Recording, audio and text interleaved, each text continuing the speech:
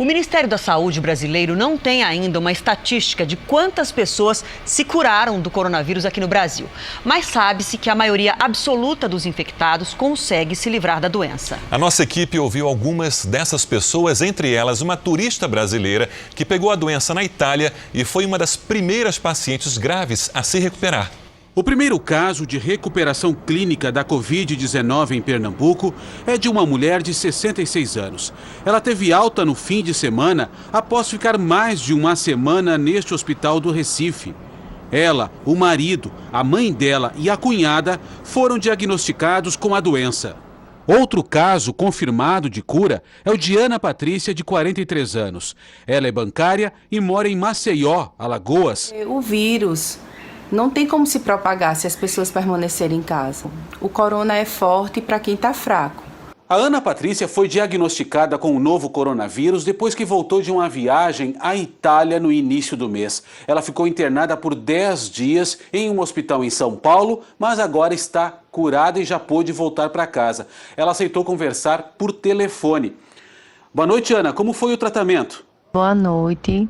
Tem tratamento específico para o corona, é tratar os sintomas, entendeu?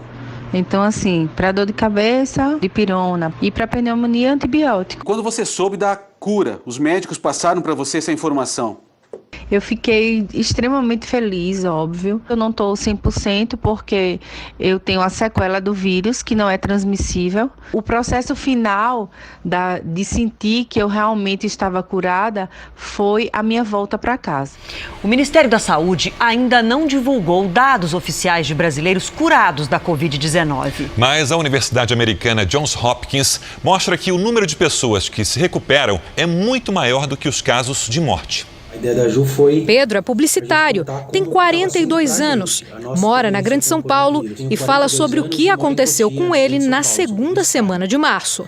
Na quinta-feira, dia 12 à noite, eu tive um pouco de febre baixa e na sexta-feira, 13, eu acordei com um pouquinho de dor no corpo e uma tosse bem fraquinha, uma tosse bem leve. Eu resolvi fazer o exame, me deu positivo para o influenza e para o corona saiu 2 dias depois, no domingo à noite. 3 dias depois do primeiro sintoma, eu já não tinha mais febre, não tinha mais dor no corpo e não tinha mais tosse. Isso durou uns 6, 7 dias. Depois disso, os sintomas acabaram, eu já estou sem sintoma nenhum.